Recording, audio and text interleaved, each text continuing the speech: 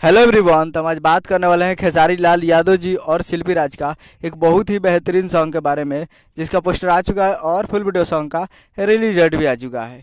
और इस गाने को लिखे हैं अखिलेश कश्यप जी और इसमें म्यूजिक दिया है आर्या शर्मा जी। और इस गाने को गाए हैं खेसारी लाल यादव जी और शिल्पी राज जी, जो कि आपको स्क्रीन के ऊपर दिखाई दे रहा है। जिस सॉन्ग का टाइटल रखा है पतरी कमर, जिसका टाइटल है पतरी कमर।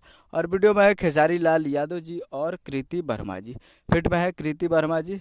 और ये फुल वीडियो सॉन्ग को परसों रिलीज़ किया जा रहा है। जी हाँ, full video song release on 18/4/2024 को सुबह 6:15 पे फुल वीडियो सॉन्ग को रिलीज़ किया जा रहा है।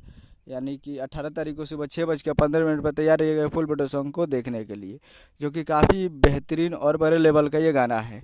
तो तैयार रहिएगा। और वीडियो काफ़ी ज़बरदस्त होने वाला है और क्वालिटी में वीडियो बनाया गया है। तो आप लोग परसों यानी 18 तारीख को सुबह 6:15 पर तैयार रहिएगा।